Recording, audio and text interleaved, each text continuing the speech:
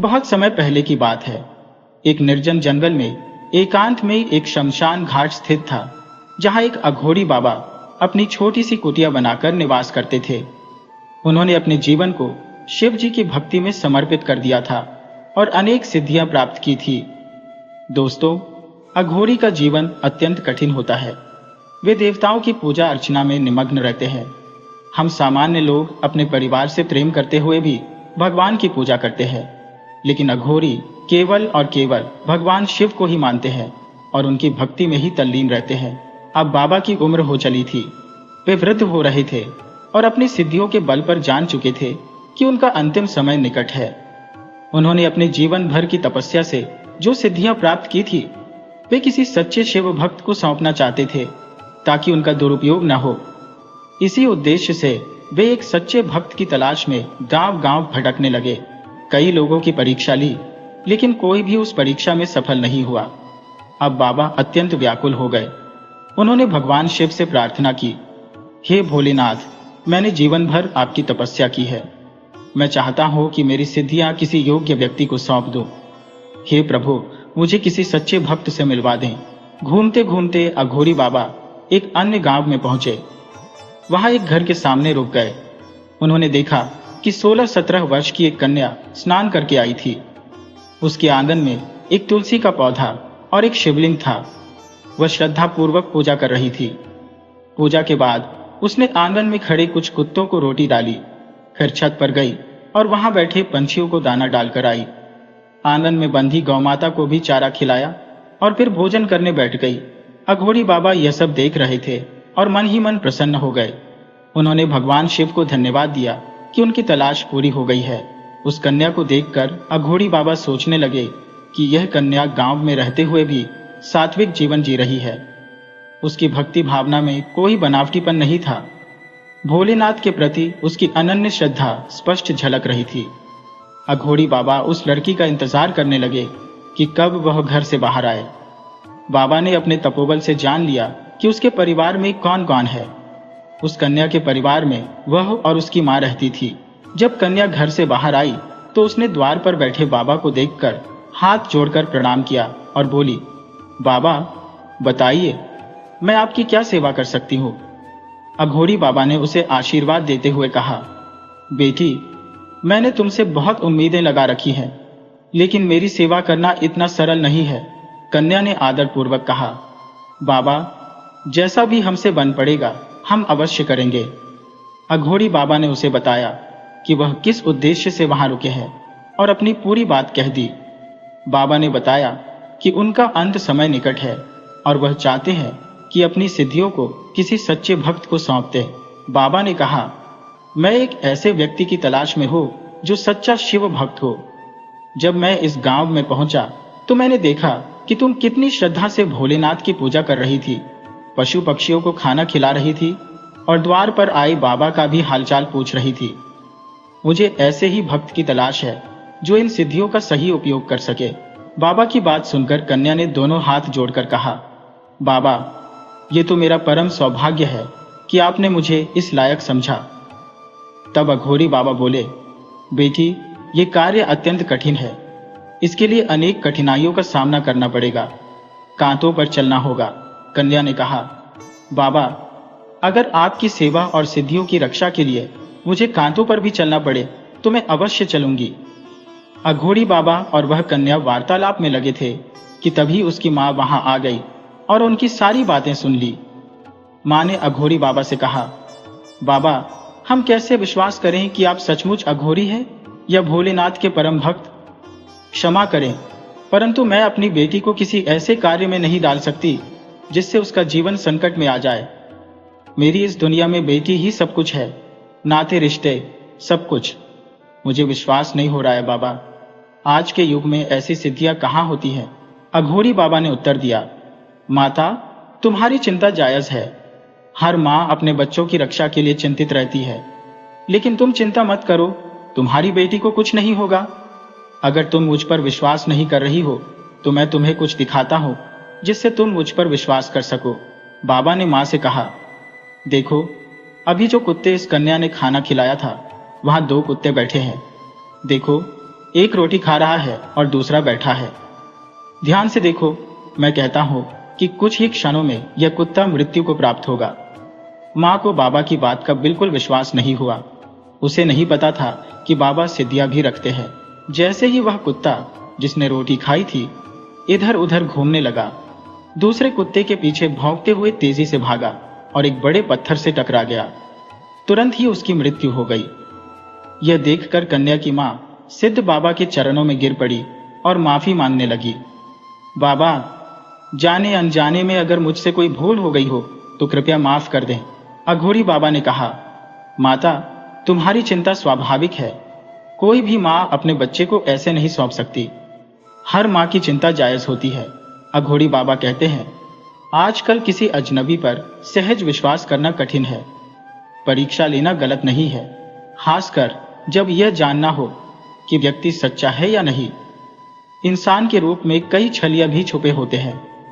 प्रिय व्यक्ति की परीक्षा लेना सही नहीं होता, परंतु जिसे तुम अपना मानती हो उसकी परीक्षा कभी मत लो।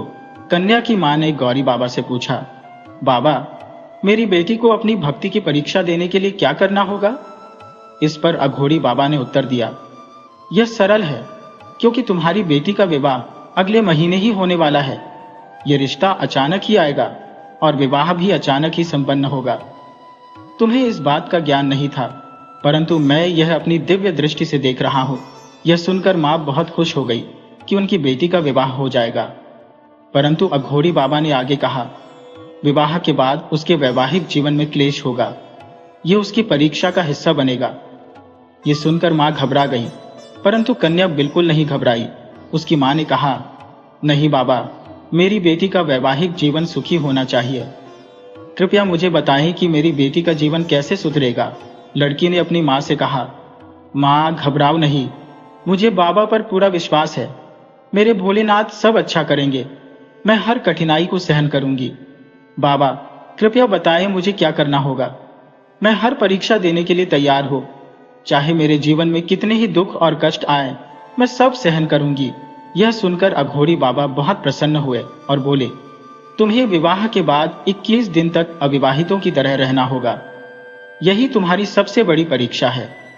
21 दिनों में तुम्हें रात के 12 बजे श्मशान घाट में जाना होगा और वहां नदी के किनारे एक शव के पास बैठकर एयूएम नमः शिवाय का जाप करना होगा। यह 21 दिन तक करना होगा। इस जाप से मेरी सारी सिद्धियां तुम्हारे अंदर प्रवाहित हो जाएंगी। इसके बाद तुम्हारा परिवार खुशहाल जीवन जिएगा और तुम्हारे पति की आयु लंबी होगी। इतना कहकर अघोरी बाबा ने कन्या को अच्छे से समझाया कि उसे क्या करना है और वहां से चले गए। धीरे धीरे 1 महीना बीत गया। शिव भक्त कन्या के लिए एक सुंदर रिश्ता आया। लड़के वालों को कन्या बहुत पसंद आई और कुछ दिनों में उनका विवाह संपन्न हो गया। जब विवाह के उपरांत नव विवाहिता कन्या अपने ससुराल जाती है तो वह अपने पति से कहती है कि उसने भगवान शिव के समक्ष यह प्रण लिया था कि वह अपने वैवाहिक जीवन की शुरुआत विवाह के 21 दिन बाद करेगी, ताकि उसका ससुराल और मायका दोनों ही सुखमय रहे। इसके साथ ही उसके घर में किसी भी प्रकार की समस्या नहीं आएगी। पति जब यह सुनता है तो वह अपनी पत्नी की भावनाओं की सराहना करता है और उसकी सोच से अत्यंत प्रभावित होता है। इस प्रकार उसकी पत्नी के प्रति उसके दिल में आदर और सम्मान बढ़ जाता है। शिव भक्त कन्या अब रात के 12 बजे का इंतजार करती है, क्योंकि यह उसका पहला दिन है। जब रात के 12 बजते हैं तो वह देखती है कि उसका पति और परिवार के अधिकतर लोग गहरी नींद में सो चुके हैं। शादी में आए रिश्तेदार भी थके हुए हैं और बातचीत में व्यस्त है। वह नई नवेली दुल्हन बिना किसी को बताए चुपचाप श्मशान घाट पहुंच जाती है। जैसा कि अघोरी बाबा ने उसे बताया था, वहां नदी के किनारे उसे एक शव मिलता है। वह शव के पास बैठकर अघोरी बाबा द्वारा बताए गए तरीके से 1 घंटा शिव मंत्रों का जाप करती है और फिर चुपचाप घर लौटकर सो जाती है। यह उसका नित्य क्रम बन जाता है और हर रात वह इसी प्रकार श्मशान घाट जाती है, शिव मंत्रों का जाप करती है और फिर चुपचाप घर लौट आती है। एक रात उसकी सास जाग रही होती है और देखती है कि उसकी बहू रात के 12 बजे घर से बाहर जा रही है। उसे संदेह होता है कि उसकी नई नवेली बहू इस समय कहां जा रही है। सास अपनी बहू का पीछा करती है और श्मशान घाट तक पहुंच जाती है। वह देखती है कि उसकी बहू एक लाश के पास बैठकर मंत्र जाप कर रही है, लेकिन सास को ऐसा लगता है कि वह वहां कुछ अनुचित कर रही है। सास भयभीत हो जाती है, लेकिन वहां खड़ी होकर अपनी बहू का इंतजार करती है। 1 घंटे बाद जब बहू वापस आती है तो सास भी उसके पीछे पीछे चुपचाप घर लौट आती है और सुबह का इंतजार करती है। सास की आंखों में नींद का नामो निशान नहीं होता। सुबह होते ही बहू अपने सभी कार्यों में लग जाती है। वह अपने ससुराल के सभी कर्तव्यों को निभाती है और घर के सारे काम करती है। नहा धोकर भगवान शिव की पूजा करती है, क्योंकि उसे पता नहीं था कि रात में उसकी सासू माँ ने सब देख लिया था और उसकी नजर में वह एक डायन बन गई थी। शिव भक्त बहू का पति जब सुबह जागता है तो वह अपनी माँ के पास जाता है। उसकी माँ उसे बताती है, तुझे पता भी है तेरी पत्नी रात को 12 बजे कहाँ जाती है? वह उसे रात की पूरी घटना बता देती है। तब उसका बेटा कहता है, माँ आप क्या कह रही हो? जब भी मैं जागता हूँ तो वह मेरे पास ही सोई होती है। उसकी माँ ताने मारते हुए कहती है, जब तक वह हमें एक एक करके नहीं खा जाएगी तुझे विश्वास नहीं आएगा। मैंने उसे खुद मुर्दा खाते हुए देखा है। बेटा पूछता है, माँ क्या आपने सच में उसे मुर्दा खाते हुए देखा? उसकी माँ कहती है, रात का समय था, इतना तो मैंने देखा कि वह मुर्दा के पास बैठी थी। इसका मतलब तो यही है कि वह उसे खाने के लिए बैठी थी। 1 घंटे बाद वह वहां से उठकर चली आई। जब सास अपने बेटे से यह बातें कह रही थी तो भक्त बहू का ससुर भी सुन रहा था। वह अपनी पत्नी को डांटते हुए कहता है, तुम्हें शर्म नहीं आती? इतनी संस्कारी बहू पर इल्जाम लगाते हुए? सास कहती है, अगर तुम्हें मेरी बात का विश्वास नहीं है तो रात को 12 बजे खुद देख लेना। पत्नी कहती है, देख लेना कि रात को 12 बजे तुम्हारी बहू क्या करती है। श्मशान घाट में दूध का दूध और पानी का पानी हो जाएगा। शिव भक्त बहू का पति सोचने लगता है कि अगर उसकी माँ इतने दावे के साथ कह रही है तो जरूर कोई बात होगी। वह निर्णय कर लेता है कि एक बार देखने में क्या हर्ज है, सच्चाई सामने आ जाएगी। शिव भक्त बहू इन सब बातों से अनजान थी। रात के 12 बजे जब वह श्मशान जाने के लिए तैयार हुई तो उसे पता नहीं था कि आज उसका राज खुल गया है। जैसे रोज जाती थी वैसे ही रात को निकल पड़ी। उसका पति सोने का नाटक करता है और जैसे ही 12 बजे का समय होता है वह उसके पीछे पीछे श्मशान घाट तक पहुंच जाता है। प्रतिदिन की भांति शिव भक्त बहू नदी किनारे बैठकर मंत्रोच्चार में लीन हो जाती है। उसे समय का एहसास ही नहीं होता। उसकी ध्यानस्थता में 1 घंटा पलक झपकते बीत जाता है, जबकि उसके पति को यह समय काटना कठिन हो जाता है। जब 1 घंटा बीत जाता है तो वह सीधे अपने घर की ओर प्रस्थान करती है और उसे यह ज्ञात नहीं होता कि उसका पति उसका पीछा कर रहा है। घर पहुंचकर जब वह देखती है कि उसका पति बिस्तर पर नहीं है तो वह चिंतित हो उठती है कि कहीं उसने मुझे ढूंढा तो नहीं। थोड़ी देर बाद उसका पति आकर कहता है कि वह पानी पीने गया था। फिर वह बिस्तर पर जाकर सोने का नाटक करता है ताकि उसकी पत्नी को उस पर शक ना हो। सुबह होते ही भक्त पत्नी का पति अपनी माँ के पास जाकर कहता है, माँ आपने जो देखा वह बिल्कुल सही था। मेरी पत्नी रात को श्मशान घाट जाती है और वहां जाकर मुर्दा खाती है, लेकिन मुझे अभी तक अपनी आंखों पर विश्वास नहीं हो रहा है। अब माँ मैं क्या करूं? तब उसका पिता कहता है, बेजा तुमने उसे मुर्दा खाते हुए देखा या सिर्फ बैठे हुए देखा? वह कहता है, मैंने तो सिर्फ उसे वहां बैठे देखा, खाती हुई या नहीं ये तो मैं नहीं देख पाया क्योंकि अंधेरा था और दूरी थी। तब उसकी सास योजना बनाती है, आज रात जब वह श्मशान घाट से वापस आएगी तो हम उसे घर में नहीं घुसने देंगे। आज उसका सिर धड़ से अलग कर देंगे क्योंकि वह एक चुड़ैल है। अब उसके पति की नजरों में भी वह चुड़ैल बन चुकी थी, क्योंकि वे सच्चाई से अनजान थे और उन्होंने उससे पूछने की कोशिश भी नहीं की थी। उस दिन जब वह श्मशान घाट पहुंचती है और रोज की तरह अपने शिव मंत्रों का जाप करती है तो 1 घंटा पूरा होने पर वह अपने घर की ओर प्रस्थान करती है। घर पहुंचते ही उसकी सास एक हाथ में तलवार लेकर खड़ी होती है। वह कहती है, चुड़ैल आज मैं तुझे जीवित नहीं छोड़ूंगी, और तलवार से उसका सिर धड़ से अलग कर देती है। भगवान शिव की परम भक्त की चीख सुनकर उसका पति वहां पहुंचता है और देखता है कि उसकी मां ने उसकी पत्नी को मार डाला है। वह अपनी मां से तलवार छीनकर अपने पेट में मार लेता है और उसकी भी मृत्यु हो जाती है। अब सास यह देखती है कि उसका बेटा भी नहीं रहा जिसके लिए उसने यह सब किया, तो वह सोचती है कि अब वह जीवित रहकर क्या करेगी। समाज में उसकी स्थिति कठिन हो जाएगी कि उसने अपनी बहू और बेटे को मार डाला। ये सोचकर वह भी तलवार से अपनी गर्दन काट देती है। जब तलवार के प्रहार से उन तीनों की जान जाती है, तब केवल दुल्हन का ससुर ही यह नहीं जान पाता कि बाहर क्या घटित हो रहा है। लेकिन जब वह अपनी पत्नी की चीख सुनता है, तो वह बाहर आता है और तीनों की लाशों को देखकर अपनी गर्दन काट लेता है। यह सोचकर कि अब उसका जीवन व्यर्थ है, उसकी भी मृत्यु हो जाती है, क्योंकि वह सोचता है कि लोग उस पर इल्जाम लगाएंगे कि तुम कैसे बच गए। इस बीच उस भक्त के 21 दिन पूरे हो जाते हैं और अघोरी बाबा के भी दिन पूरे हो जाते हैं। उसकी सारी सिद्धियां उस भक्त कन्या में समाहित हो जाती है। अब वह कन्या अत्यधिक शक्तिशाली हो जाती है और अघोरी बाबा मृत्यु के बाद शिवलोक चले जाते हैं और वहां से सारा दृश्य देखते हैं। वह देखते हैं कि कैसे उसकी परीक्षा में वह भक्त कन्या सफल हुई है और उसकी भक्ति की विजय होती है। अघोरी बाबा योगी शिवलोक के गांव में पहुंचकर भगवान शिव से प्रार्थना करते हैं कि प्रभु, यह तो मुझसे भी बड़ी भक्त निकली जिसने मृत्यु को गले लगा लिया। प्रभु, इसे जीवन दान दे। भगवान शिव उस शिव भक्त से अत्यंत प्रभावित होते हैं और वहां प्रकट हो जाते हैं। वह शिव भक्त बहू के परिवार वालों को जीवन दान देते हैं और पूरी सच्चाई बताते हैं। परिवार वाले उनसे माफी मांगते हैं कि बिना समझे बूझे उन्होंने इतना बड़ा निर्णय ले लिया। अब उनका परिवार सुख और चैन से रहने लगता है। उस भक्त कन्या को प्राप्त सिद्धियों का वह जन कल्याण के लिए उपयोग करती है। उसके ससुराल और पीहर दोनों ही खुशहाल हो जाते हैं। 9वें महीने में उसे एक सुंदर पुत्र की प्राप्ति होती है, जिससे उसके घर में खुशियों की कोई कमी नहीं रहती। उसका जीवन भी सुचारू रूप से चलने लगता है। उसका पति भी बहुत प्रेम करने वाला होता है और सास ससुर उसे अपने हाथों पर रखते हैं, ये मानते हुए कि उनके अच्छे कर्मों का फल उन्हें इतनी अच्छी बहू के रूप में मिला है। भोले बाबा की कृपा से उसकी सारी मनोकामनाएं पूरी होती हैं।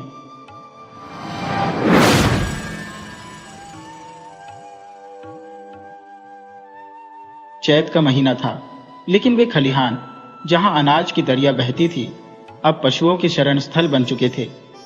घरों से फाग और बसंत की आवाजें जो गूंजती थी, वहां अब भाग्य की करुण कथा सुनाई देती थी। चौमासा बीत गया, परंतु पानी की एक बूंद भी न गिरी।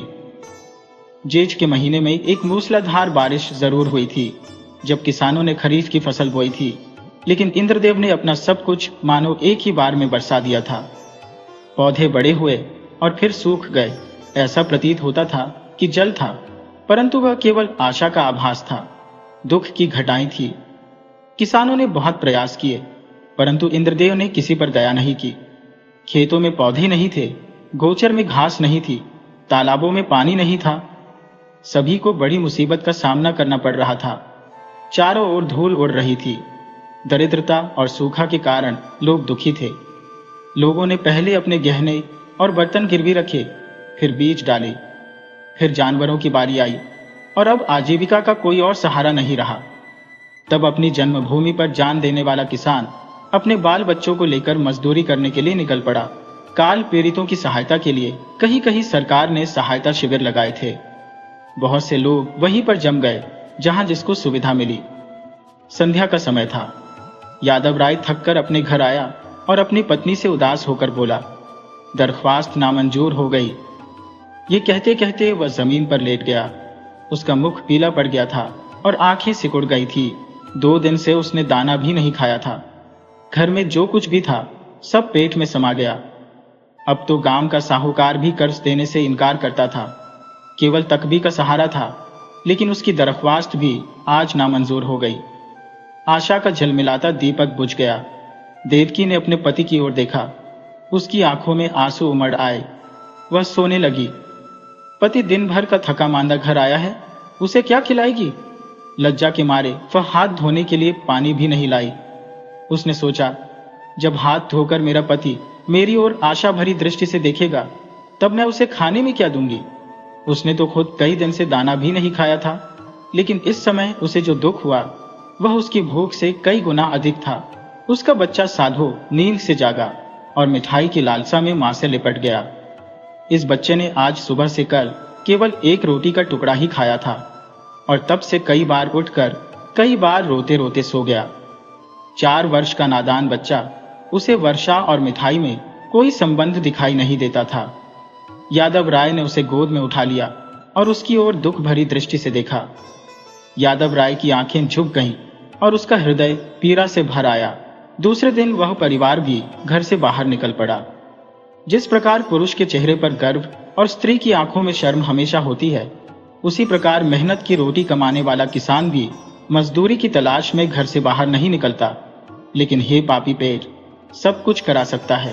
प्रभात का समय था। यादव राय और देवकी विपत्ति से सताए हुए घर से निकले। यादव राय ने लड़के को अपने साथ ले लिया और देवकी ने फटे पुराने कपड़ों की गठरी सिर पर रख ली। विपत्ति को भी उन पर तरस आ रहा था। दोनों की आंखें आंसुओं से भरी हुई थी। देवकी रो रही थी, परंतु यादव राय चुपचाप था। गांव के 2-4 लोगों से भी भेंट हुई, लेकिन किसी ने यह भी नहीं पूछा कि कहां जा रहे हो। किसी के हृदय में सहानुभूति का वास नहीं था। जब ये लोग लालगंज पहुंचे, तब सूर्य ठीक सिर पर था। यह सरकारी शिविर था जो काल पीड़ितों की सहायता के लिए लगाया गया था। जलती हुई धूप थी। लोग जोर जोर से हर हर कर रहे थे। ऐसे समय में हड्डियों के अनगिनत ढांचे, जिनके शरीर पर किसी प्रकार का कपड़ा नहीं था, मिट्टी खोदने में लगे हुए थे। मानो यह मरघट भूमि थी जहां मुर्दे अपने हाथों से अपनी कब्र खोद रहे थे। बूढ़े और जवान, मर्द और बच्चे सभी निराशा और विवशता में काम में लगे हुए थे। मानो मृत्यु और भूख उनके सामने बैठी हंस रही थी। 8 दिन बीत चुके थे। संध्या का काम समाप्त हो चुका था। एक आम का बाग था। वहीं पेड़ के नीचे यादव राय और देवकी बैठे हुए थे। दोनों की हालत ऐसी थी कि उनकी सूरत पहचानी नहीं जा रही थी। वे अब स्वाधीन किसान नहीं रहे। समय ने उन्हें मजदूर बना दिया था। यादव राय ने बच्चे को जमीन पर सुला दिया। उसे कई दिन से बुखार था। कमल सा चेहरा मुरझा गया था। देवकी ने धीरे से हिलाकर बच्चे से कहा, बेटा आंखें खोलो, देखो सांझ हो गई है। साधु ने आंखें खोली। बुखार उतर गया था। वह बोला, क्या हम घर आ गए माँ? घर की याद आते ही देवकी की आंखें भी डबडबा गईं। उसने कहा, नहीं बेटा, तुम अच्छे से ठीक हो जाओगे, तब घर चलेंगे। उठकर देखो कितना अच्छा बाग है। साधु ने माँ के हाथों का सहारा लेकर उठकर बोला, माँ मुझे बड़ी भूख लगी है, लेकिन तुम्हारे पास तो कुछ नहीं है, मुझे क्या खाने को दोगी? देवकी के हृदय में चोट सी लगी, पर धीरज धरकर बोली, नहीं बेटा, तुम्हारे खाने को मेरे पास बहुत कुछ है। तुम्हारे दादा पानी लाए हैं तो नरम नरम रोटियां अभी बना देती हूँ। साधु ने माँ की गोद में सिर रख लिया और बोला, माँ मैं न होता तो तुम्हें इतना दुख न होता। ये कहकर वह फूट फूट कर रोने लगा। ये वही नासमझ बच्चा था जो 2 सप्ताह पहले मिठाइयों के लिए दुनिया सर पर उठा लिया करता था। दुख और चिंता ने कैसा अनर्थ कर दिया। इसी बीच में कई आदमी लालटेन लिए वहां पर आए। फिर गाड़ियां आई जिन पर दर, खेमे और तंबू लदे हुए थे। तुरंत ही तंबू गाड़ दिए गए और खेमे खड़े हो गए। सारे बाग में चहल पहल नजर आने लगी। देवकी रोटियां सेक रही थी। साधु धीरे धीरे उठा और आश्चर्य से देखने लगा। एक दर के नजदीक जाकर खड़ा हो गया। पादरी महात्मा खेमे से बाहर निकले तो साधु उन्हें वहीं खड़ा दिखाई दिया। उसकी सूरत पर उन्हें तरस आ गया। प्रेम की नदी उमड़ आई। बच्चे को गोद में लेकर खेमे के अंदर चले गए और बिस्कुट व केले खाने को दिए। लड़के ने अपनी जिंदगी में इतनी स्वादिष्ट चीजें कभी नहीं देखी थी। बुखार की बेचैन करने वाली भूख अलग से मार रही थी। उसने खूब खाया और कृतज्ञ नेत्रों से पादरी साहब को देखते हुए बोला, तुम हमको रोज ऐसी चीजें खिलाओगे? पादरी साहब उसके भोलेपन पर मुस्कुराए और बोले, मेरे पास इससे भी अच्छी अच्छी चीजें हैं। इस पर साधु ने कहा, अब मैं रोज तुम्हारे पास आऊंगा। माँ के पास ऐसी अच्छी चीज कहाँ है? वह मुझे रोज रोटियां खिलाती है। उधर देवकी ने रोटियां बनाई और साधु को पुकारने लगी। साधु ने माँ के पास जाकर कहा, मुझे साहब ने अच्छी अच्छी चीजें खाने को दी है। साहब बड़े अच्छे हैं। देवकी ने कहा, मैंने तुम्हारे लिए नरम नरम रोटियां बनाई है, आओ तुम्हें खिलाऊं। साधु बोला, अब मैं न खाऊंगा। साहब कहते थे कि तुम्हें रोज अच्छी अच्छी चीजें खिलाऊंगा, अब मैं उनके साथ ही रहूंगा। माँ ने समझा कि लड़का हंसी कर रहा है। उसे छाती से लगाकर बोली, बेटा, हमको भूल जाओगे? देखो, मैं तुम्हें कितना प्यार करती हूँ। साधु तोतलाकर बोला, तुम मुझे रोज रोटियां देती हो, तुम्हारे पास कुछ नहीं है। साहब मुझे केले और आम खिलाएंगे। ये कहकर वह फिर खेमे की ओर भागा और रात भर वहीं सोया रहा। पादरी महात्मा वहां 3 दिन तक रहे। साधु दिन भर उनके पास रहता। साहब ने उसे मिठाई और दवाइयां दी। उसका बुखार अब उतर गया था। भोले भाले किसान यह देखकर साहब को आशीर्वाद देने लगे। लड़का चंगा हो गया और आराम से है। साहब को परमात्मा सुखी रखे, उन्होंने बच्चे की जान बचाई। चौथे दिन रात के समय पादरी साहब ने वहां से कूच किया। सुबह जब देवकी उठी तो साधु का पता न था। उसने समझा वह पानी टपकाने गया होगा, किंतु थोड़ी देर बाद देखा तो उसने यादव राय से कहा, लल्लू यहां नहीं है। उसने भी यही कहा, कहीं टपके ढूंढता होगा। लेकिन जब सूरज निकल आया और काम पर जाने का वक्त हुआ, तब यादव राय को कुछ चिंता हुई। उसने कहा, तुम यही बैठी रहना, मैं अभी उसे लेकर आता हूं। यादव राय ने आसपास के सब बागों को छान मारा और अंत में जब 10 बज गए तो निराश लौट आया। साधु ना मिला। यह देखकर देवकी घबराकर भागने लगी। फिर दोनों अपने बेटे की तलाश में निकल पड़े। अनेक विचार मन में आने लगे। देवकी को पूरा विश्वास था कि उसे साहब ने कोई मंत्र डालकर वश में कर लिया है, लेकिन जादू को इस कल्पना पर संदेह था। बच्चा इतनी दूर अनजान रास्तों पर अकेले नहीं जा सकता था। फिर भी दोनों गाड़ी के पहियों और घोड़े की टापों के निशान देखते हुए चलते रहे। वे एक सड़क पर पहुंचे जहां गाड़ी के कई निशान थे। घोड़े की टापें भी झाड़ियों की ओर जाकर गायब हो जाती थी। आशा का सहारा टूट गया। दोपहर हो चुकी थी। दोनों धूप के मारे बेचैन और निराशा से पागल हो रहे थे। 3 दिन तक ये दोनों अपने खोए हुए बेटे की तलाश में रहे। किसी से भेंट नहीं हुई। प्यास से बेचैन होते तो 2-4 घूंट पानी पी लेते, लेकिन सब व्यर्थ था। कोई लाभ नहीं हुआ। आज इस घटना को 14 वर्ष बीत चुके थे।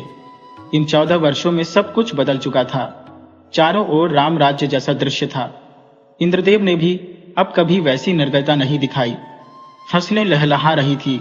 उजड़े हुए गांव फिर से बस गए थे। जादू राय के दिन भी बदल चुके थे। उनके घर पर अब छप्पर की जगह खपरेल था। दरवाजे पर अच्छे बैलों की जोड़ी बंधी हुई थी। वह अब अपनी स्थिति से संतुष्ट होकर बाजार जाते थे। उनका शरीर पहले की तरह सुडौल नहीं था। उम्र बढ़ने के निशान चेहरे पर साफ दिखाई देते थे। उनकी पत्नी देवकी भी अब उम्र दराज हो चुकी थी, परंतु पूरे गांव में उनकी प्रतिष्ठा थी। व्यवहार में उनकी बड़ी पूछ थी। उनके कटु वाक्य और तीव्र आलोचना की धाक पूरे गांव में थी। उनके लिए जीवन का दूसरा भाग भी कम उज्जवल नहीं था। उनकी 2 संतानें थी। लड़का माधो सिंह अब खेतीबाड़ी में उनकी मदद करता था। लड़की शिवागौरी भी मां की सहायता करती थी। वह गीत गाने में माहिर थी। बर्तन धोना उसे पसंद नहीं था, लेकिन चौक लगाने में वह निपुण थी। परंतु अपने खोए हुए बच्चे साधु की याद उन्हें आज भी सताती थी। उसकी चर्चा नित्य होती और कभी नहीं चूकती। देवकी कभी कभी पूरे दिन अपने लाडले बेटे की याद में अधीर हो जाती थी। एक शाम की बात है। बैल दिन भर के थके हुए आंगन में बंधे थे। पुजारी ने ठाकुर द्वारा में घंटा बजाना शुरू किया। आज फसल के दिन थे, रोज पूजा होती थी। जादू राय खाट पर बैठे हुए थे। उनकी बेटी शिवागौरी भी वहीं थी। घड़ियाल और घंटे की आवाज सुनते ही यादव राय भगवान का चरणामृत लेने के लिए उठने ही वाले थे कि उन्हें अकस्मात एक नवयुवक दिखाई पड़ा, जो भौंकते हुए कुत्तों को दूर करता हुआ बाइसिकल पर आगे बढ़ता चला आ रहा था। उसने आते ही यादव राय के चरणों में सिर रख दिया। यादव राय ने गौर से देखा और दोनों एक दूसरे से लिपट गए। उनका छोटा बेटा माधव यह देखकर बाइसिकल वाले को देखने लगा। शिवा गौरी रोती हुई घर में भागी और देवकी से बोली, दादा को साहब ने पकड़ लिया है। देवकी घबराई हुई बाहर आई। बाइसिकल पर आया युवक उनका बिछड़ा हुआ बेटा साधु था। साधु ने अपनी मां को देखा और उसके पैरों पर गिर पड़ा। देवकी ने उसे छाती से लगा लिया और रोने लगी। दांत के मर्द, औरतें और बच्चे सब जमा हो गए। मेला सा लग गया था। साधु ने अपने माता पिता से कहा, मुझे अब तक जो भी अपराध हुए उन्हें क्षमा कीजिए। मैंने अपनी नादानी से स्वयं बहुत कष्ट उठाया और आप लोगों को भी दुख दिया, लेकिन अब मुझे अपनी गोद में लीजिए। देवकी ने रोते हुए कहा। जब तुम हमें छोड़कर गए तब हम तुम्हें 3 दिन तक भूखे प्यासे ढूंढते रहे। जब निराशा हो गई तब अपने भाग्य को मानकर बैठ गए। तब से आज तक कोई ऐसा दिन नहीं गया जब तुम्हारी याद ना आई हो। रोते रोते एक युग बीत गया। अब तुमने खबर ली है, बताओ बेटा, उस दिन तुम कैसे गए और कहां जाकर रहे? साधु ने लज्जित होकर उत्तर दिया, माताजी, अपना हाल मैं आपसे क्या कहूं। मैं रात के पहर में ही आपके पास से उठकर भाग गया था। पादरी साहब के पड़ाव का पता मैंने उनसे शाम को ही पूछ लिया था। बस पूछते पूछते उनके पास दोपहर को पहुंच गया। साहब ने मुझे पहले समझाया कि अपने घर लौट जाओ, लेकिन जब मैं किसी तरह राजी ना हुआ तो वे मुझे अपने साथ ले गए और मुझे पूरा भेज दिया। मेरी तरह वहां सैकड़ों लड़के थे और वहां बिस्कुट और केलों का भला क्या जिक्र। जब मुझे आप लोगों की याद आई तो मैं अक्सर लौटने की सोचता, मगर बचपन की उम्र थी। धीरे धीरे वहां के लोगों के साथ घुल मिल गया। हाँ, जब से कुछ होश आया और अपना पराया समझने लगा, तब से अपनी नादानी पर पछता रहा हूं। रात दिन आप लोगों की याद लगी रहती थी। आज आप लोगों के आशीर्वाद से ये शुभ दिन देखने को मिला है। दूसरे में बहुत दिन कटे, बहुत दिनों तक अनाथ रहा। अब मुझे अपनी सेवा में रखिए, मुझे अपनी गोद में लीजिए। मैं प्रेम का भूखा हूं। बरसों से मुझे जो सौभाग्य नहीं मिला वह मुझे दीजिए। गांव के बुजुर्ग जगत सिंह ने कहा, तो बेटा, तुम इतने दिनों तक पादरियों के साथ रहे, उन्होंने तुमको भी पादरी बना लिया होगा। साधु ने सिर झुकाकर कहा, जी हाँ, यह तो उनका दस्तूर है। जगत सिंह ने यादव राय की तरफ देखकर कहा, यह बड़ी कठिन बात है। साधु ने कहा, बिरादरी मुझे जो भी प्रायश्चित करने के लिए कहेगी मैं करूंगा। मुझे जो कुछ बिरादरी का अपराध हुआ है वह नादानी से हुआ है। मैं उसे समय पर नहीं समझ पाया, लेकिन फिर भी मैं उसका दंड भुगतने के लिए तैयार हूं। जगत सिंह ने फिर यादव राय की तरफ कनखियों से देखा और गंभीरता से बोले, हमारे यहां अब तक ऐसा कभी नहीं हुआ। यूं तो तुम्हारे माँ बाप तुम्हें अपने घर में रख लेंगे, तुम उनके बेटे हो, मगर बिरादरी कभी इस काम में शरीक ना होगी। बोलो जादू राय, क्या कहते हो? कुछ तुम्हारी माँ की भी तो सुन लो। जादू राय बड़ी दुविधा में थे। एक ओर अपने बेटे की प्रीति और दूसरी ओर बिरादरी का भय। बेटे के लिए रोटियों की आंखें फूट गई थी। आज वही सामने खड़ा आंसुओं से भीगा कहता था, पिताजी, मुझे अपनी गोद में लीजिए। और जादू राय पत्थर की तरह अचल खड़े थे। जादू राय सोच रहे थे, इन निर्दयी भाइयों को किस तरह समझाऊं, क्या करूं क्या न करूं। लेकिन मां की ममता उमड़ आई। देवकी से न रहा गया। उसने अधीर होकर कहा, मैं अपने घर में रखूंगी, अपने कलेजे से लगाऊंगी। इतने दिनों के बाद मैंने अपने बेटे को पाया है, अब उसे छोड़ नहीं सकती। जगत सिंह रुष्ट होकर बोले, चाहे बिरादरी टूट क्यों न जाए। देवकी ने भी ताव में आकर जवाब दिया, हाँ, चाहे बिरादरी टूट जाए। लड़के वालों ही के लिए आदमी बिरादरी की आड़ पकड़ता है। जब लड़का नहीं रहा तो भला बिरादरी किस काम आएगी। इस तरह गांव के कई मर्द आंखें लाल कर बोलने लगे, ठकुराइन, बिरादरी की तो खूब मर्यादा करती हो। लड़का चाहे किसी रास्ते पर भी जाए, लेकिन बिरादरी उसे कभी नकारेगी। ऐसी बिरादरी कहाँ होगी। हम साफ साफ कह देते हैं कि अगर यह लड़का तुम्हारे घर में रहा तो बिरादरी भी तुम्हें बता देगी कि वह क्या कर सकती है।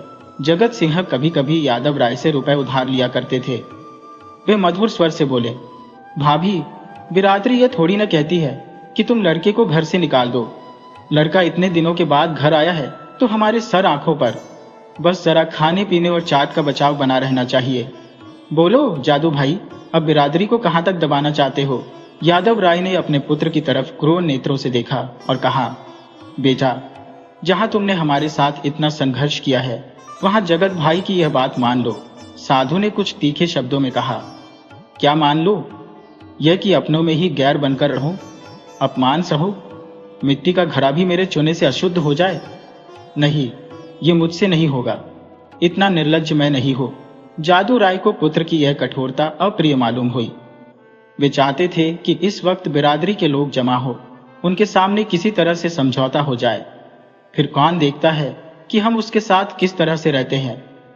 कड़क कर बोले, इतनी सी बात तो तुम्हें माननी ही पड़ेगी। साधु राय इस रहस्य को समझ न सका। आपकी इस बात में उसे निष्ठुरता की झलक दिखाई पड़ी। वह बोला, मैं आपका लड़का हूं और आपके लड़के की तरह ही रहूंगा। आपके भक्ति और प्रेम की प्रेरणा मुझे यहाँ तक लाई है। मैं अपने घर में ही रहने आया हूँ। अगर यह नहीं हो सकता तो इसके अलावा मेरे पास कोई और उपाय नहीं है कि जितनी जल्दी हो सके मैं यहाँ से भाग जाऊं। जिनका खून सफेद हो गया है उनके बीच रहना व्यर्थ है, देवकी ने दृढ़ता से कहा। लल्लू, मैं तुम्हें अब जान नहीं दूंगी। साधु की आंखें भर आई। वह मुस्कुराकर बोला, मैं तो तुम्हारे ही थाली में खाऊंगा। देवकी ने उसे ममता और प्रेम की दृष्टि से देखा और कहा, मैंने तुझे अपनी छाती से दूध पिलाया है, तू मेरी ही थाली खाएगा तो क्या? मेरा बेटा ही तो है, कोई और नहीं हो गया। साधु इन बातों को सुनकर मतवाला हो गया। इनमें कितना स्नेह और कितना अपनापन था। वह बोला, मां, आया तो मैं इसी इरादे से था कि अब कहीं न जाऊंगा, लेकिन बिरादरी के कारण यदि तुम्हें दुख सहन पड़े तो यह मुझसे नहीं देखा जाएगा। मुझे इन गवारों का कोरा अभिमान नहीं देखा जाएगा। इसीलिए इस वक्त मुझे जाने दो। जब मुझे अवसर मिलेगा तो मैं तुम्हें देखने आऊंगा। तुम्हारा प्रेम मेरे चित्त से नहीं जा सकता, लेकिन यह बात असंभव है कि मैं इस घर में रहूं और अलग खाना खाऊं, अलग बैठूं। इसके लिए मुझे माफ कर दो। देवकी घर में से पानी लाई।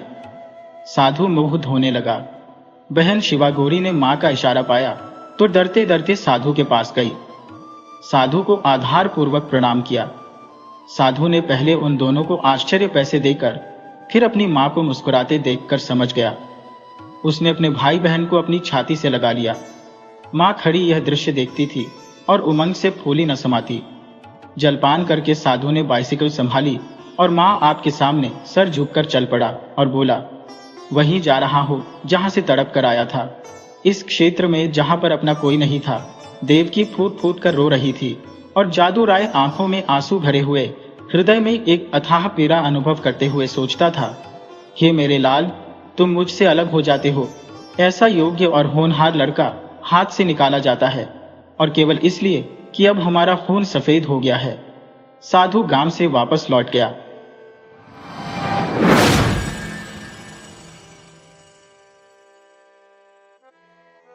संकल्पपुर के निवासी सेठ धनपत एक अति संपन्न व्यक्ति थे, जो अपनी धर्मपत्नी शकुंतला के साथ जीवनयापन कर रहे थे। अपार धन दौलत के बावजूद सेठ धनपत की प्रवृत्ति अत्यंत कंजूस और लालची थी। एक ओर सेठ जी का स्वभाव कंजूसी और लोभ से भरा हुआ था, वहीं दूसरी ओर उनकी पत्नी अत्यंत सरल और धार्मिक प्रवृत्ति की थी। शकुंतला का प्रतिदिन मंदिर जाना, पूजा पाठ करना और साधु सन्यासियों को दान देना उनकी दिनचर्या का अभिन्न हिस्सा था। सेठ जी को अपनी पत्नी का यह दयालु स्वभाव बहुत खलता था।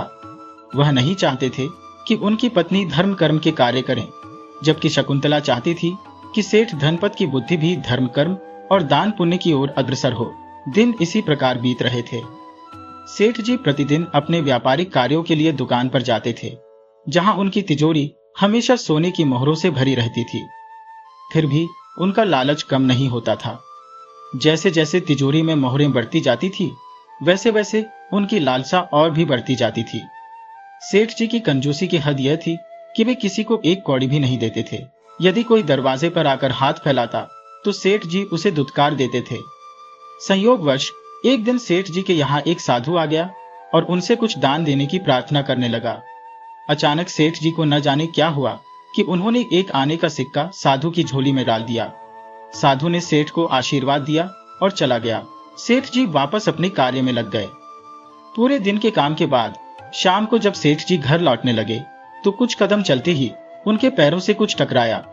उन्होंने देखा कि उनके सामने एक पोटली गिरी पड़ी थी। सेठ ने पोटली उठाकर खोलकर देखा तो उनके आश्चर्य का ठिकाना न रहा। उस पोटली में एक आने के सिक्के भरे हुए थे। खुशी के मारे सेठ जी झूम उठे। पोटली को संभालते हुए जब वे घर पहुंचे तो उन्होंने अपनी पत्नी को सारी बात बताई कि कैसे उन्होंने सुबह एक साधु को एक आना दिया और रात में उन्हें सिक्कों से भरी पोटली मिल गई। पत्नी ने कहा कि साधु को दान देने का ही यह प्रतिफल है। इसके बाद सेठ जी सोने चले गए, परंतु उन्हें नींद नहीं आ रही थी। उनके भीतर से कोई आवाज कह रही थी, अरे मूर्ख, तूने साधु को सिर्फ एक आना ही क्यों दिया? यदि तूने एक सोने की मोहर दी होती तो न जाने कितना मालामाल हो जाता। शायद इस पोटली में सोने की मोहरें भरी होती। यह सोच सोच कर सेठ जी को पूरी रात नींद नहीं आई। वे सुबह होने का इंतजार करने लगे और खुद को धिक्कारने लगे कि वे सचमुच कितने बड़े मूर्ख हैं। सवेरे ही सेठ धनपत ने सज धज कर दुकान का रुख किया और उस साधु के आने की प्रतीक्षा करने लगे, परंतु वह साधु नहीं आया।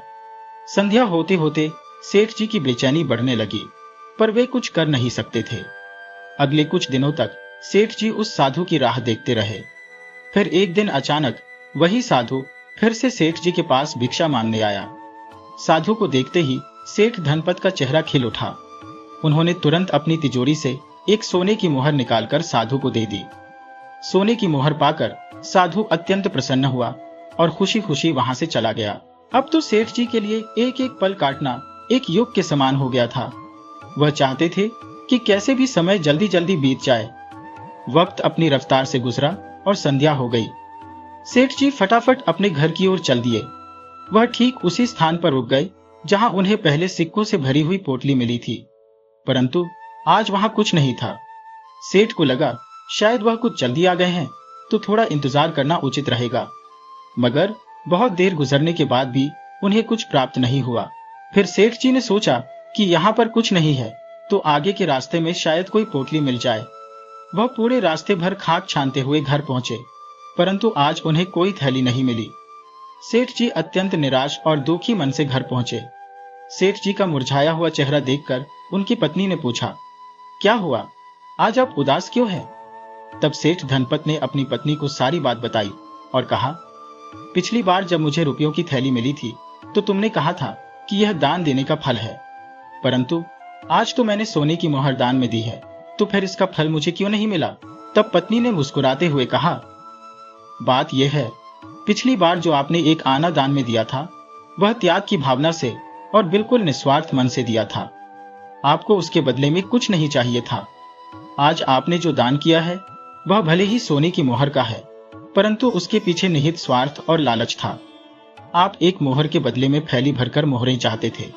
एक बात याद रखिएगा सेठ जी, त्याग सफलता है और लोभ विफलता। पत्नी की बात सुनकर सेठ धनपत को अपनी गलती का पछतावा होने लगा और उन्होंने ठान लिया कि अब वे अपने मन में लालच को घर नहीं बनाने देंगे।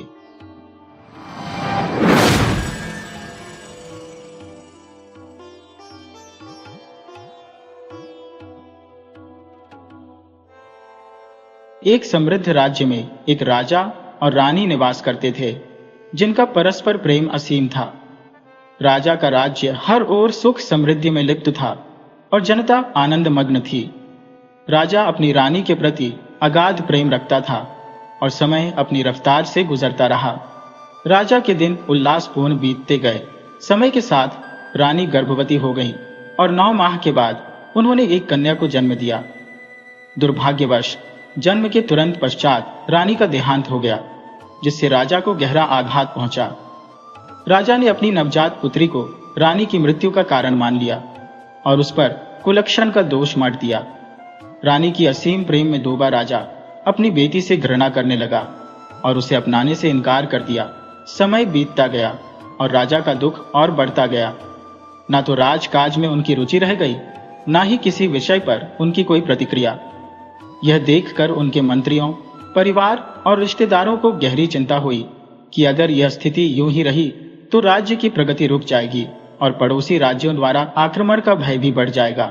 राजा की नवजात बेटी, जिसे अब कुलक्षणी कहा जाने लगा, अपनी दासियों के संरक्षण में पल रही थी। सभी ने राजा को दूसरी शादी का प्रस्ताव दिया ताकि राज्य को नई रानी मिल सके और बच्ची को मां का प्यार। राजा ने यह प्रस्ताव स्वीकार किया और दूसरी रानी से विवाह किया। दूसरी रानी के आगमन से स्थिति में कोई खास बदलाव नहीं आया। राजा अपनी पुत्री को अभी भी घृणा की दृष्टि से देखता था और दूसरी रानी भी उससे कोई प्रेम नहीं करती थी। समय के साथ दूसरी रानी ने भी एक कन्या को जन्म दिया। इस बार रानी स्वस्थ रही और बच्चे का जन्म भी सामान्य रहा, जिससे राजा अत्यंत प्रसन्न हुआ। राजा ने नई कन्या का नाम लक्ष्मी रखा और इस अवसर को धूमधाम से मनाया। इस बीच पहली पुत्री कुलक्षणी उपेक्षित ही रही और उसे कोई स्नेह या अपनापन नहीं मिला। अब लक्ष्मी और कुलक्षणी दोनों साथ साथ बड़ी होने लगी। समय का पहिया घूमता रहा। राजा और रानी लक्ष्मी को बहुत प्यार करते थे, पर कुलक्षणी की उपेक्षा ही होती थी। उसकी ओर कोई ध्यान नहीं देता था। लेकिन समय अपनी गति से आगे बढ़ता रहा। राजकुमारी लक्ष्मी को अच्छी शिक्षा दी गई, उसके सभी काम समय पर कराए गए, लेकिन को लक्ष्मी को शिक्षा प्राप्त करने का कोई अवसर नहीं दिया गया। लक्ष्मी के पुराने कपड़े ही को लक्ष्मी पहनती थी, क्योंकि उसे देखने वाला कोई नहीं था। माँ भी नहीं थी जो उसकी देखभाल करती। धीरे धीरे दोनों लड़कियां सयानी हो गईं। एक दिन रानी ने राजा से कहा, राजा साहब, लड़कियां बड़ी हो गई है, हमें इनकी शादी की व्यवस्था करनी चाहिए। को लक्ष्मी धार्मिक प्रवृत्ति की थी, क्योंकि उसकी माँ भी ऐसी ही थी। वह भोले बाबा की बहुत पूजा करती थी। दूसरी ओर लक्ष्मी अपने राजकुमार होने का घमंड करती थी, क्योंकि उसे माता पिता दोनों का प्रेम प्राप्त था। लेकिन को लक्ष्मी, जिसे माता पिता का प्यार नहीं मिलता, अधिक समझदार और शांत थी। महल के लोग उससे पूरी हमदर्दी रखते थे, लेकिन लक्ष्मी उसे डांटती रहती थी। राजा अपनी बेटी लक्ष्मी को देखकर खुशी से फूला नहीं समाता था, और को लक्ष्मी को देखकर रास्ता बदल लेता था। को लक्ष्मी भी अपने पिता का प्यार चाहती थी, लेकिन राजा कभी उसे अपनी आंखों के सामने नहीं आने देता था। राजा ने सख्त हिदायत दे रखी थी कि जब वह महल में हो तो को लक्ष्मी उसके सामने न आए। इस बात का पूरा ध्यान रखा जाता था। लेकिन चाहे राजा कितनी भी नफरत करता हो, बेटी की शादी तो करनी ही थी। वह भी राजा की बेटी थी। एक दिन रानी ने राजा से कहा, राजा साहब, दोनों बेटियां बड़ी हो गई हैं, इनके लिए कोई उपयुक्त वर देखना चाहिए। राजा ने उत्तर दिया, हाँ रानी, विवाह तो करना पड़ेगा, और जितनी जल्दी हो सके को लक्ष्मी का साया हमारे महल से हट जाना चाहिए। रानी भी को लक्ष्मी से नफरत करती थी और उससे सारे काम करवाती थी। वह चाहती थी कि को लक्ष्मी दुखी रहे, इसलिए उसने कहा, राजा साहब, को लक्ष्मी बड़ी है, पहले उसकी शादी कर दीजिए। राजा ने कहा, उसकी शादी के लिए कोई अच्छा लड़का देखना क्या जरूरी है? जैसे भी हो उसे स्वीकार करना होगा। रानी ने कहा, राजा साहब, उसके लिए कोई अंधा भिखारी ही सही रहेगा। वह राजमहलों के लायक नहीं है, जहां भी जाएगी वहां का बेड़ा गर्क कर देगी। यहां तो अपनी मां को खा गई, वहां भी न जाने क्या करेगी और हमें क्या सुनना पड़ेगा। राजा ने रानी की बातों से सहमति जताते हुए तुरंत अपने नाई और ब्राह्मण को बुलवाया। उन्होंने कहा, को लक्ष्मी के लिए एक अंधा वर देख कर आओ। अब नाई और ब्राह्मण को लक्ष्मी के लिए वर की तलाश में निकल पड़े और बहुत दूर एक गांव में पहुंच गए। वहां उन्होंने एक भिखारिन को देखा, जिसके पास एक अंधा बेटा था और दोनों भीख मांगकर जीवन यापन कर रहे थे। उनकी एक टूटी फूटी झोपड़ी थी, जिसे देखकर ब्राह्मण खुश हो गए, क्योंकि कई दिनों की तलाश के बाद उन्हें ऐसा वर मिल गया था जैसा राजा ने आदेश दिया था।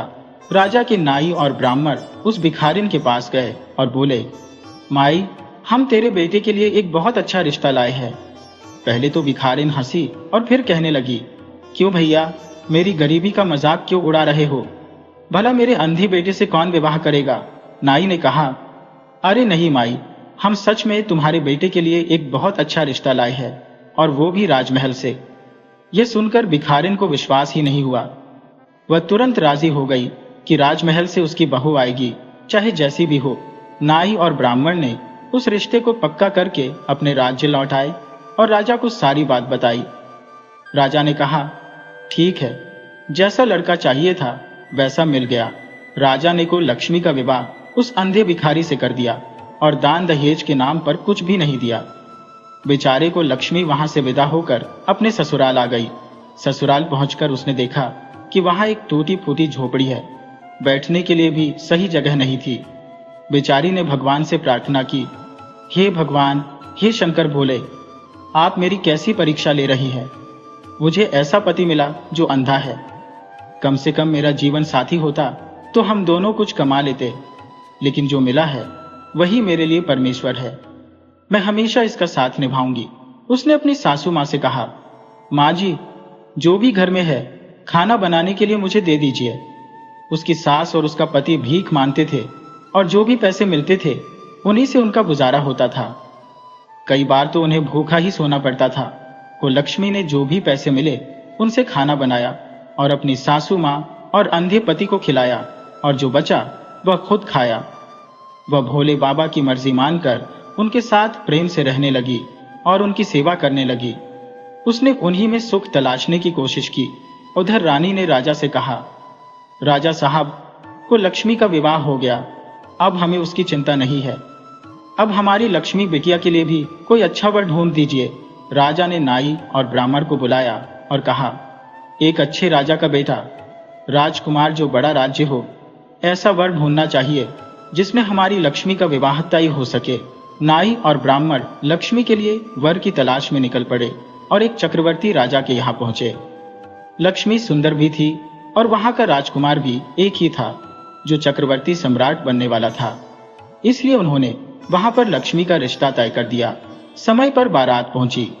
राजा ने धूमधाम से दान दहेज दिया और लक्ष्मी को बड़े शानो शौकत के साथ विदा किया। बेचारे को लक्ष्मी किसी तरह दिन काट रही थी, जबकि लक्ष्मी ऐशो आराम में रानी बनकर रह रही थी। लक्ष्मी को माँ बाप का प्यार और यहाँ भी अच्छा राजमहल और चक्रवर्ती सम्राट जैसा पति मिला। एक दिन को लक्ष्मी की सास कुछ पैसे भीख मांग कर लाई तो को लक्ष्मी कहने लगी, माँ जी, ये भीख मांगना मुझे अच्छा नहीं लगता, इससे बेहतर है कि हम कोई काम करें। उसकी सास ने उत्तर दिया, बेटी, मुझे सब कलेक्शन ही कहते हैं, लेकिन तू मेरे घर की लक्ष्मी है, तू जो कहेगी मैं मानूंगी। को लक्ष्मी ने कहा, माँ जी, इन पैसों से मैं कुछ खरबूजे खरीद लाती हूँ। गर्मियों में यह फल बहुत बिकते हैं, मैं इन्हें बेचूंगी और उससे अपना गुजारा करेंगे। कम से कम अपने आत्मसम्मान से तो रहेंगे। भीख मांगते वक्त लोग आपको ठुकराते हैं और कुछ ही लोग तरस खाकर देते हैं। ये मैं नहीं देख सकती। आज से आप घर पर रहिए, मैं तरकारी भाजी बेचने जाऊंगी। उसकी सास ने कहा, बेटी, तू नई कहाँ जाएगी? को लक्ष्मी ने जवाब दिया, माँ जी, आप घर पर रहिए, मैं संभाल लूंगी। उसकी सास ने मान लिया। को लक्ष्मी ने पैसों से खरबूजे खरीदे और जंगल के रास्ते पर स्थित एक मंदिर के सामने बैठ गई। गर्मियों में ताजे खरबूजे और तरबूज लोगों को बहुत पसंद आते हैं, इसीलिए उसके खरबूजे हाथों हाथ बिक गए। अंत में उसके पास केवल 2 खरबूजे बचे। उसी समय संयोग से माता पार्वती और महादेव जी उस रास्ते से गुजर रहे थे। माता पार्वती ने कहा, शंकर जी, देखो, यहाँ तक खरबूजे की महक आ रही है, मुझे खरबूजा खाना है। शंकर जी ने उत्तर दिया, पार्वती, तुम भी किस चक्कर में पड़ रही हो? चलो कैलाश चलते हैं। तुमने ही कहा था कि पृथ्वी पर भ्रमण करना है, इसलिए मैं तुम्हें ले आया। अब ये नई रट क्यों लगा ली? माता पार्वती ने उत्तर दिया, महादेव, मुझे उस रास्ते से जाना है। देखो, वहां ताजे ताजे खरबूजे हैं और वह आपकी भक्त है। महादेव और माता पार्वती ने बुढ़िया का भेष धारण किया और लक्ष्मी के पास पहुंच गए।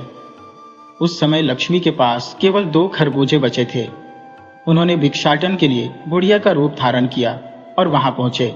पट्टे हुए चिथड़े पहने बूढ़े व्यक्ति और वृद्धा लक्ष्मी के पास आए और कहने लगे, बिटिया, हम भूखे हैं, क्या हमें कुछ खरबूजा खाने को मिलेगा? को लक्ष्मी ने कहा, आइए, आप बैठिए, इतनी गर्मी में थोड़ा आराम कीजिए। उसने अपने पास जो थोड़ा पानी था वह उन्हें पिलाया और आराम से बैठाया। उसने अपने पास बचे 2 खरबूजे उन्हें खाने के लिए दिए। पार्वती मैया, जो वृद्धा के रूप में थी, कहने लगी, बेटी, हमारे पास तुम्हें देने के लिए कुछ भी नहीं है, हम कैसे पैसे देंगे? हमने तो तुम्हारे खरबूजे खा लिए। लक्ष्मी ने उत्तर दिया, कोई बात नहीं माए, मैं आज खरबूजे बेचने आई थी और भोले बाबा की कृपा से मेरे सारे खरबूजे बिक गए। अब मेरे पास सिर्फ ये 2 खरबूजे बचे थे। अगर आप इन्हें खा लेते हैं तो यह भी मेरे लिए पुण्य का काम है। आपने मुझसे प्यार से बेटी कहा है, जिससे मुझे माँ का एहसास हुआ। मेरे पिता ने भी कभी मुझे बेटी का प्यार नहीं दिया। पार्वती बनी वृद्धा ने कहा, बेटिया, मैं काफी दूर से आई हूं, मेरी सांस चल रही है और पैरों में दर्द हो रहा है। लक्ष्मी ने देखा कि वृद्धा थक कर निढाल हो गई है। उसे यह नहीं पता था कि वे भोले बाबा और माता पार्वती हैं। लक्ष्मी ने कहा, माई, मैं आपके पैर दबा देती हूँ। और उसने बड़े प्यार से वृद्धा के पैर दबाने शुरू किए। ठंडी हवा चल रही थी, जिससे पार्वती मैया को नींद आ गई। जब पार्वती मैया की आंख खुली तो वे बड़ी प्रसन्न हुई। उन्होंने कहा, बिटिया, तूने हमारी बहुत सेवा की है और हमारे पास तुम्हें देने के लिए कुछ भी नहीं है। लक्ष्मी ने उत्तर दिया, कोई बात नहीं माई, तुम्हारी सेवा करके मुझे माँ जैसा अपनापन मिला है। ऐसे लगा जैसे तुम मेरी माँ हो। पार्वती और भोले बाबा वृद्धा और वृद्ध का रूप त्यागने लगे और कहा, अच्छा बेटी, अब हम चलते हैं। जाते जाते पार्वती मैया ने भोले बाबा से कहा, आपकी झोली में कुछ है तो इस बिटिया को दे दीजिए। भोले बाबा ने कहा, मेरे पास क्या है? तभी पार्वती मैया ने कहा, वह भस्म निकाल कर दे दीजिए। भोले बाबा की झोली से माता पार्वती ने भस्म निकालकर लक्ष्मी को दे दी। लक्ष्मी बड़ी खुश हुई और उसने आंचल पसार कर भस्म ली और खुशी खुशी अपने घर आई। घर आकर उसने अपनी सासू माँ से कहा, माँ, आज एक बूढ़ी माँ और बूढ़े बाबा की सेवा करके मुझे बहुत आनंद मिला। देखो माँ, आज की कमाई, मेरे सारे खरबूजे बिक गए। अब तुम्हें और मेरे पति को कहीं भी भीख मांगने जाने की जरूरत नहीं है। अब हम मेहनत से काम करेंगे और भोले बाबा की कृपा रही तो हम सम्मान की जिंदगी जिएंगे। लक्ष्मी की सासू माँ ने भाव विभोर होकर कहा, लक्ष्मी बेटा, तुम्हारे जैसी बहू पाकर मैं धन्य हो गई हूँ। मैंने कभी नहीं सोचा था कि मेरे बेटे का विवाह भी होगा, लेकिन भगवान ने उसकी किस्मत में इतनी संस्कारी बहू लिखी थी, ये मैंने नहीं जाना। मैं तो भगवान की बहुत ऋणी हूँ कि उसने तुम्हें मेरे बेटे की जीवन संगिनी बनाया। लक्ष्मी ने जवाब दिया, माँ, आज एक बूढ़े बाबा और बूढ़ी अम्मा आई थी, उन्होंने मुझे यह दिया है, मैं इसका क्या करूँ? उसकी सासू माँ ने कहा, बेटा, पहले तुम्हारे पति की आने दो, जैसे वो कहे वैसे करना। शाम को जब उसका पति आया तो लक्ष्मी ने कहा, स्वामी, आज एक बूढ़े बाबा और बूढ़ी माँ ने मुझे यह दिया है, मैं इसका क्या करूँ? उसके पति ने कहा, ऐसा करो, इसे घर के चारों कोनों में छिड़क दो, कुछ बचा हुआ संदूक में रख दो और बाकी को पूरे घर में फैला दो। जो बचा है उसे तुलसी के गमले में डाल दो। लक्ष्मी ने वैसे ही किया। रात में खाना बनाया, सासू माँ और पति को खिलाया, फिर खुद खाकर घर की सफाई की और सो गई। सुबह उठते ही उसने देखा कि उसकी झोपड़ी की जगह एक सुंदर महल खड़ा है। चारों कोने झनझना रही है, हीरे मोती चमक रहे हैं, धन और अन्न से घर भरा हुआ है। यह देखकर वह अचंभित रह गई। दौड़ते हुए अपनी सासू माँ के पास पहुंची और कहा, माँ जी, उठिए, देखिए क्या चमत्कार हो गया है। उसकी सासू माँ ने आंखें खोली तो अपने घर को पहचान नहीं पाई।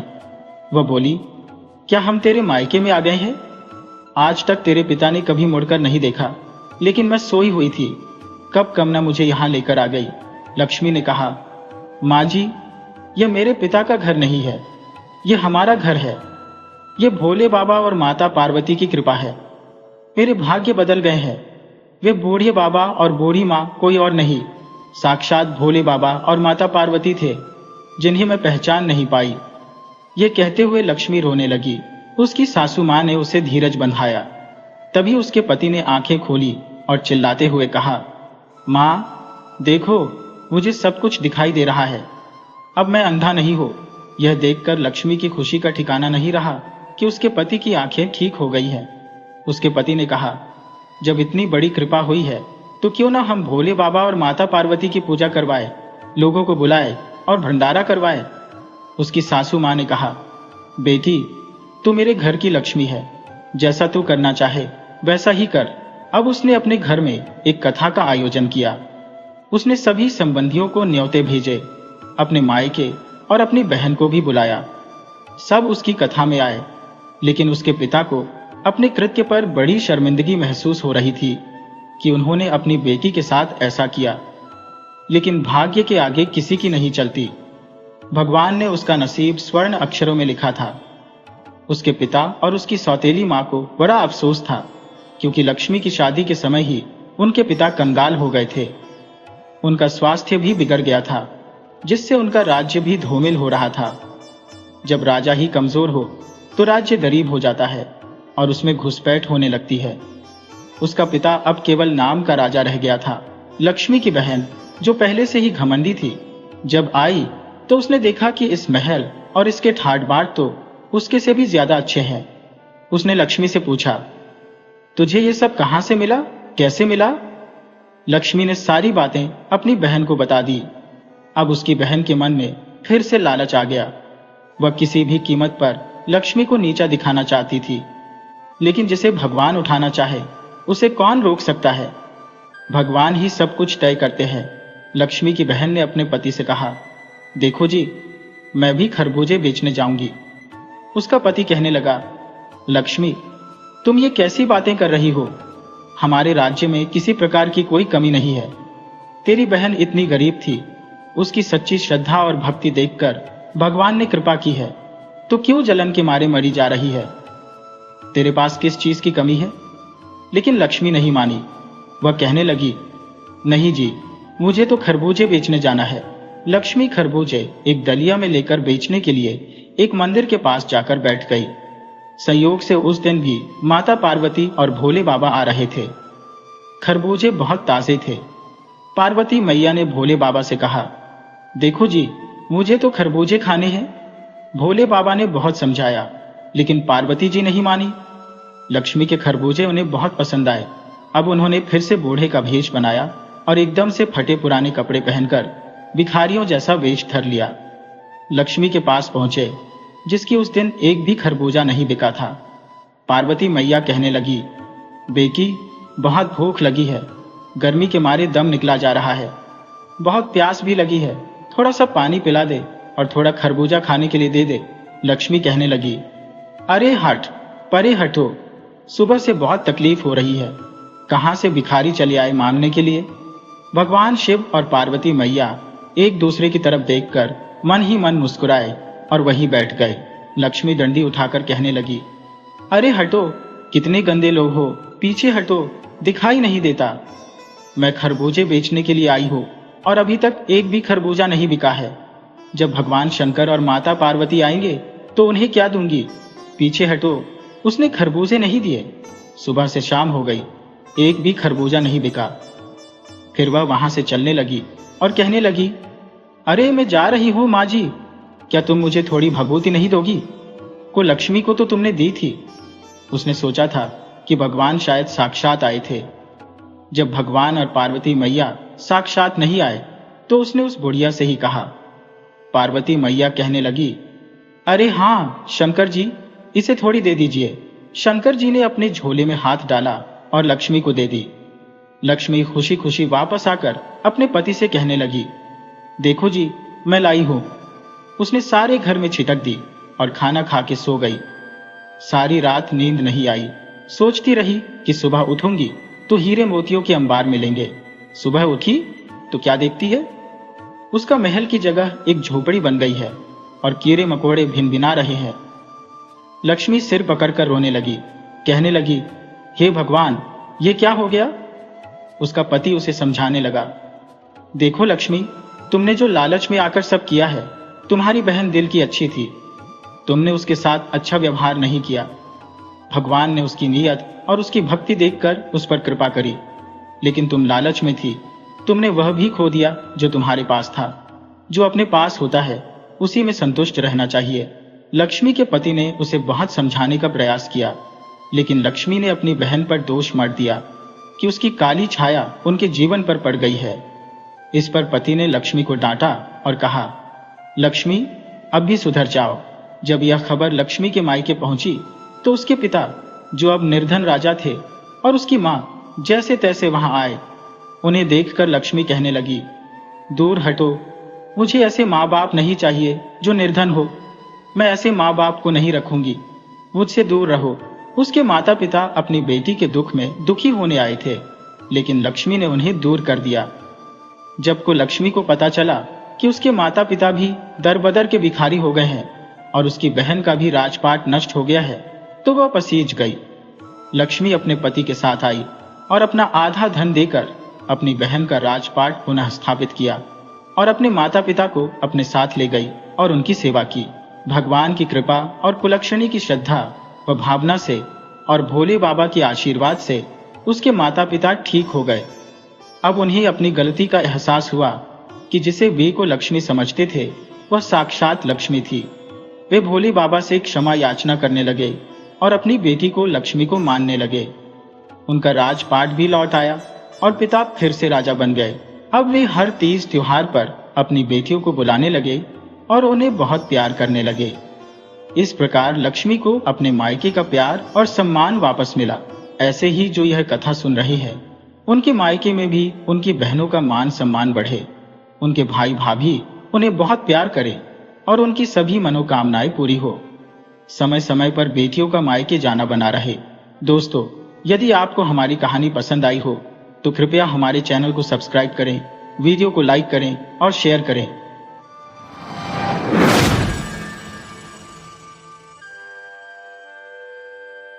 एक बार माता पार्वती और भगवान शिव पृथ्वी लोक पर विहार के लिए निकले। वे विभिन्न स्थानों पर भ्रमण करते रहे। अनेक तीर्थों का अवलोकन करने के बाद माता पार्वती थकान से व्याकुल हो गई और भगवान शिव से विश्राम की विनती करने लगी। भगवान शिव ने उनकी प्रार्थना स्वीकार की और दोनों एक पीपल के वृक्ष के नीचे विश्राम करने लगे। भगवान शिव तो शीघ्र ही करवट बदलकर निद्रालीन हो गए, किंतु माता पार्वती की दृष्टि अचानक उन चींटियों पर पड़ी जो कतारबद्ध होकर अपने गंतव्य की ओर बढ़ रही थी। उनके मार्ग में एक अज्ञात कीड़ा बाधा बना हुआ था, जिसे चींटियां निरंतर काट रही थी। वह कीड़ा अत्यंत वेदना में तड़प रहा था और अपनी रक्षा करने में असमर्थ था। माता पार्वती उस पीड़ादायक दृश्य को देखकर बहुत दुखी हो गई। उन्होंने उस कीड़े की पीड़ा को समाप्त करने का उपाय सोचने लगी। यद्यपि वे स्वयं उस कीड़े को बचाने में असमर्थ थी, उन्होंने भगवान शिव से प्रार्थना की, हे स्वामी, इस कीड़े को उसकी पीड़ा से मुक्त करें। ये चींटियां इसे काट काट कर बहुत कष्ट दे रही है। देखिए, ये बेचारा अपनी रक्षा नहीं कर पा रहा है। भगवान शिव ने माता पार्वती को समझाया, हे देवी, तुम इस ओर ध्यान मत दो। यह कीड़ा अपने कर्मों का फल भोग रहा है। उसने जो कर्म किए हैं उसका परिणाम उसे मिल रहा है। तुम विश्राम करो और इस ओर ध्यान न दो। किंतु माता पार्वती अपने कोमल हृदय से इस पीड़ादायक दृश्य को देख नहीं पा रही थी। वे अत्यंत दुखी हो गईं और भगवान शिव से निरंतर प्रार्थना करने लगी, हे भगवान, इस निर्दोष कीड़े को इस दर्द से मुक्ति दिलाए। ये कितना मासूम और छोटा सा है, इसका कष्ट असहनीय है। भगवान शिव ने पुनः कहा, हे देवी, तुम इस कीड़े पर ध्यान न दो। यह अपने कर्मों का फल भोग रहा है। जैसा कर्म करेगा वैसा ही फल मिलेगा। लेकिन माता पार्वती का हृदय द्रवित हो गया था।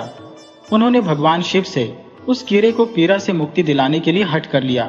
भगवान शिव सोचने लगे कि क्यों न माता पार्वती का ध्यान हटाने के लिए उन्हें किसी अन्य स्थान पर ले जाया जाए।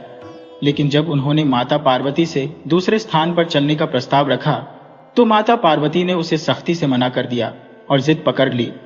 उन्होंने दृढ़ निश्चय के साथ कहा, जब तक इस कीड़े की पीड़ा समाप्त नहीं होगी मैं यहां से नहीं हटूंगी।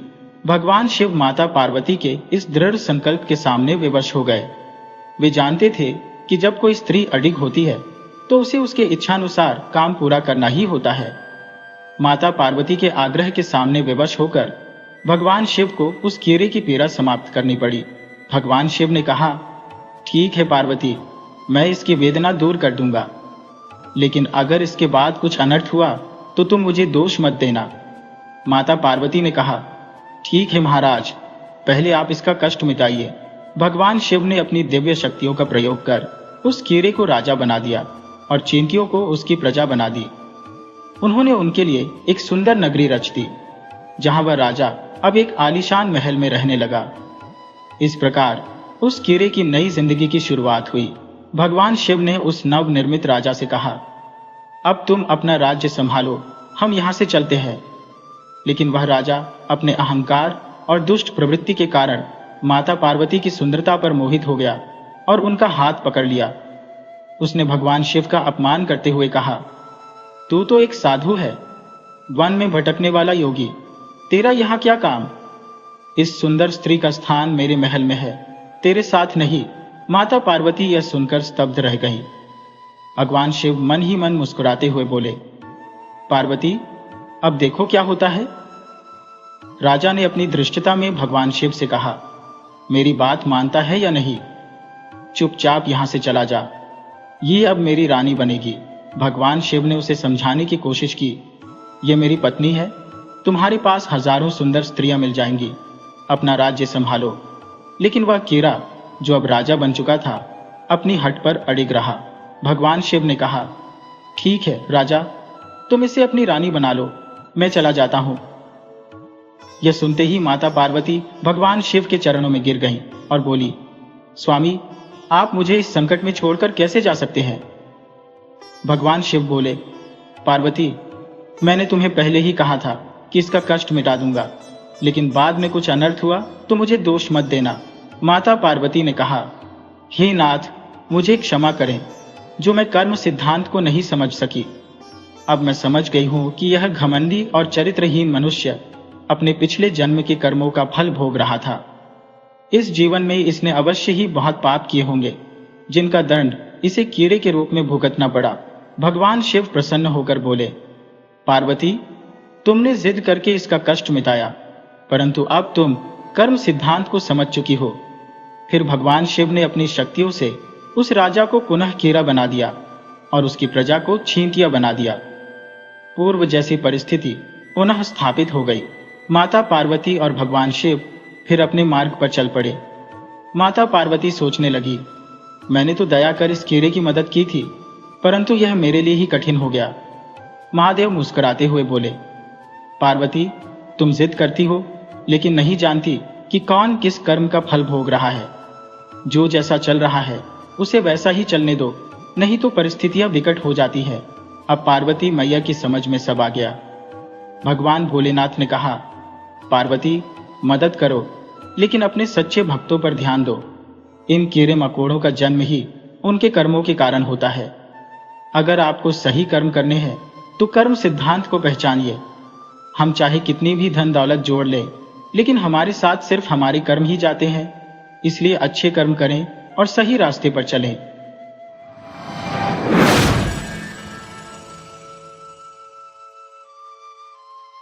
सूरत नगर में एक कहवा घर था, जहां अनेकानेक यात्री और विदेशी दुनिया भर से आते थे और विचारों का आदान प्रदान करते थे। एक दिन वहां फारस का एक विद्वान आया।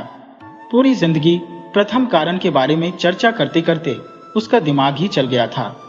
उसने यह सोचना शुरू कर दिया था कि सृष्टि को नियंत्रण में रखने वाली कोई उच्च सत्ता नहीं है। इस व्यक्ति के साथ एक अफ्रीकी गुलाम भी था, जिससे उसने पूछा, बताओ, क्या तुम्हारे ख्याल में भगवान है? गुलाम ने अपनी कमरबंद में से किसी देवता की लकड़ी की मूर्ति निकाली और बोला, यही है मेरा भगवान, जिसने जिंदगी भर मेरी रक्षा की है। गुलाम का जवाब सुनकर सभी चकरा गए। उनमें से एक ब्राह्मण था। वह गुलाम की ओर घूमा और बोला, ब्रह्म ही सच्चा भगवान है। एक यहूदी भी वहां बैठा था। उसका दावा था, इजराइल वासियों का भगवान ही सच्चा भगवान है, वे ही उसकी चुनी हुई प्रजा है। एक कैथोलिक ने दावा किया, भगवान तक रोम के कैथोलिक चर्च द्वारा ही पहुंचा जा सकता है। लेकिन तभी एक प्रोटेस्टेंट पादरी जो वहां मौजूद था बोल उठा, केवल गॉस्पेल के अनुसार प्रभु की सेवा करने वाले प्रोटेस्टेंट ही बचेंगे। कहवा घर में बैठे एक तुर्क ने कहा, सच्चा धर्म मोहम्मद और उमर के अनुयायियों का ही है, अली के अनुयायियों का नहीं। हर कोई दलीलें रख रहा था और चिल्ला रहा था। केवल एक चीनी ही, जो कि कन्फ्यूशियस का शिष्य था, कहवा घर के एक कोने में चुपचाप बैठा था और विवाद में हिस्सा नहीं ले रहा था। तब सभी लोग उस चीनी की ओर घूमे और उन्होंने उससे अपने विचार प्रकट करने को कहा। कन्फ्यूशियस के शिष्य उस चीनी ने अपनी आंखें बंद कर ली और क्षण भर सोचता रहा। तब उसने आंखें खोली, अपने वस्त्र की चौड़ी आस्तीनों में से हाथ बाहर निकाले, हाथ को सीने पर बांधा और बड़ी शांत स्वर में कहने लगा, मित्रगण, मुझे लगता है लोगों का अहंकार ही धर्म के मामले में एक दूसरे से सहमत नहीं होने देता। मैं आपको एक कहानी सुनाना चाहता हूं, जिससे ये बात साफ हो जाएगी। मैं यहाँ चीन से एक अंग्रेजी स्टीमर से आया। ये स्टीमर दुनिया की सैर को निकला था। ताज़ा पानी लेने के लिए हम रुके और सुमात्रा द्वीप के पूर्वी किनारे पर उतरे। दोपहर का वक्त था। हम में से कुछ लोग समंदर के किनारे ही नारियल के कुंजों में जा बैठे। निकट ही एक गांव था। हम सब लोगों की राष्ट्रीयता भिन्न भिन्न थी। जब हम बैठे हुए थे तो एक अंधा आदमी हमारे पास आया। बाद में हमें मालूम हुआ कि सूर्य की ओर लगातार देखते रहने के कारण उसकी आंखें चली गई थी। वह जानना चाहता था कि सूर्य आखिर है क्या, ताकि वह उसके प्रकाश को पकड़ सके। यह जानने के लिए ही वह सूर्य की ओर देखता रहा। परिणाम यही हुआ कि सूर्य की रोशनी से उसकी आंखें दुखने लगी और वह अंधा हो गया। तब उसने अपने आप से कहा, सूर्य का प्रकाश द्रव नहीं है, क्योंकि यदि वह द्रव होता तो इसे एक पात्र से दूसरे पात्र में उड़ेला जा सकता था। तब यह पानी और हवा की तरह चलता। यह आग भी नहीं है, क्योंकि अगर यह आग होता तो पल भर में बुझ सकता था। यह कोई आत्मा भी नहीं है, क्योंकि आंखें इसे देख सकती है। यह कोई पदार्थ भी नहीं है, क्योंकि इसे हिलाया नहीं जा सकता। अतः क्योंकि सूर्य का प्रकाश न द्रव है, न अग्नि है, न आत्मा है और न ही कोई पदार्थ, यह कुछ भी नहीं है। यही था उसका तर्क। और हमेशा सूर्य की ओर देखते रहने और उसके बारे में सोचते रहने के कारण वह अपनी आंखें और बुद्धि दोनों ही खो बैठा। और जब वह पूरी तरह अंधा हो गया, उसे पूरा विश्वास हो गया कि सूर्य का अस्तित्व ही नहीं है। इस अंधे आदमी के साथ एक गुलाम भी था। उसने अपने स्वामी को नारियल कुंज में बैठाया और जमीन से एक नारियल उठाकर उसका दिया बनाने लगा। उसने नारियल के रेशों से एक बत्ती बनाई, गोले में से थोड़ा तेल निचोड़कर खोल में डाला और बत्ती को उसमें भिगो लिया। जब गुलाम अपने काम में मस्त था, अंधे आदमी ने सांस भरी और उससे बोला, तो दास भाई, क्या मेरी बात सही नहीं थी जब मैंने तुम्हें बताया था कि सूर्य का अस्तित्व ही नहीं है? क्या तुम्हें दिखाई नहीं देता कि अंधेरा कितना गहरा है? और लोग फिर भी कहते हैं कि सूर्य है। अगर है तो फिर यह क्या है? मुझे मालूम नहीं है कि सूर्य क्या है। गुलाम ने कहा, मेरा उससे क्या लेना देना, पर मैं यह जानता हूं कि प्रकाश क्या है। यह देखिए, मैंने रात्रि के लिए एक दिया बनाया है जिसकी मदद से मैं आपको देख सकता हूं। तब गुलाम ने दिया उठाया और बोला, यह है मेरा सूर्य। एक लंगड़ा आदमी जो अपनी बैसाखियां लिए पास ही बैठा था, यह सुनकर हंस पड़ा। लगता है तुम सारी उम्र नेत्रहीन ही रहे, उसने अंधे आदमी से कहा, और कभी नहीं जान पाए कि सूर्य क्या है। मैं तुम्हें बताता हूं कि यह क्या है। सूर्य आग का गोला है जो हर रोज समंदर में से निकलता है और शाम के समय हर रोज हमारे ही द्वीप की पहाड़ियों के पीछे छुप जाता है। अगर तुम्हारी नजर होती तो तुमने भी देख लिया होता।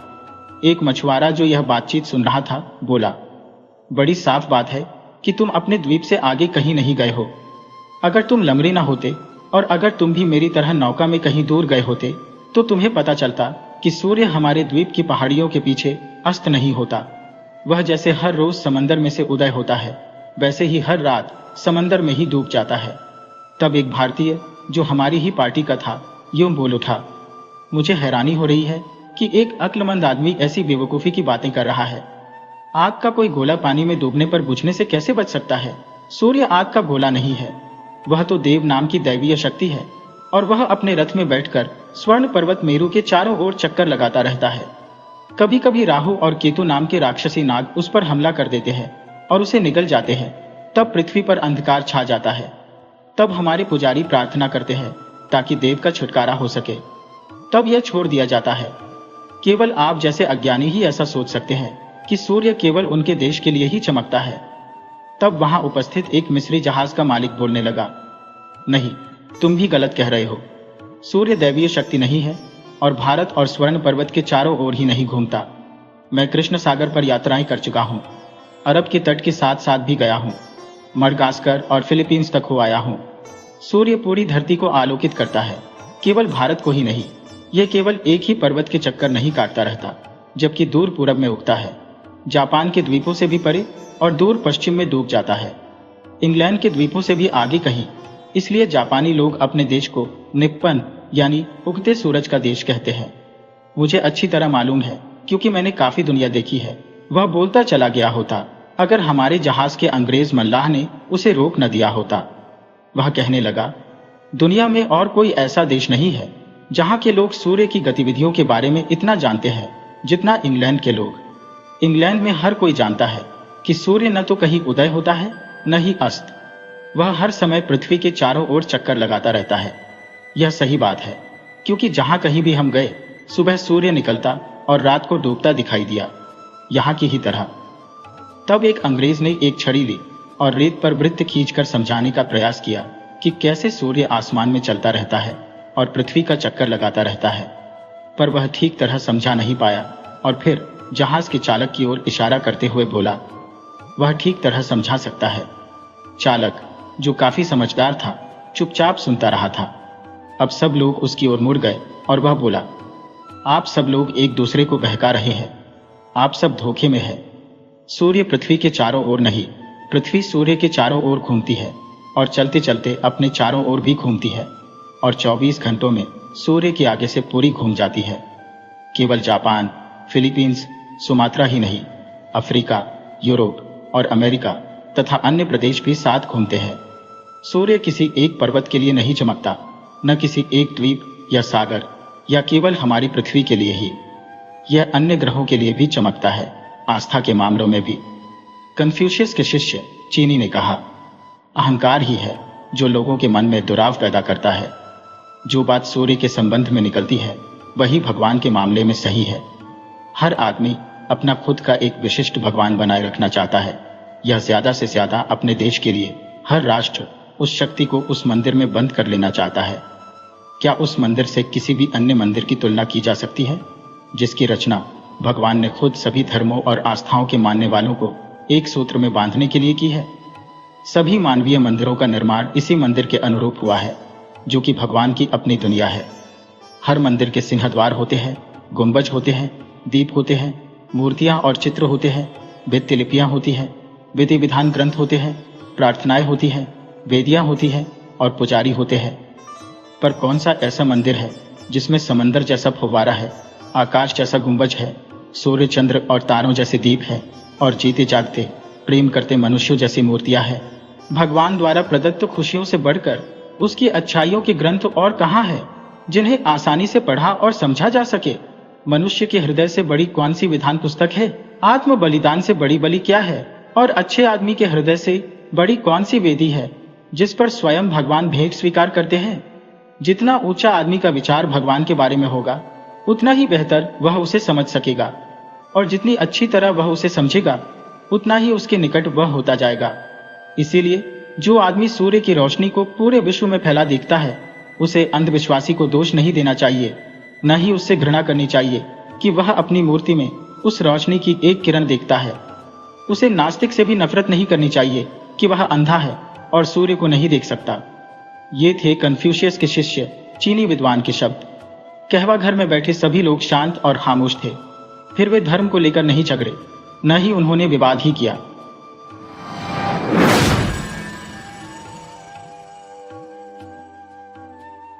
वीडियो अच्छी लगे हो तो इसे लाइक करें और ऐसी ही मजेदार कहानियों के लिए चैनल को सब्सक्राइब करें और बेल आइकन दबाएं। ज़्यादा से ज़्यादा अपने दोस्तों को शेयर करें। धन्यवाद।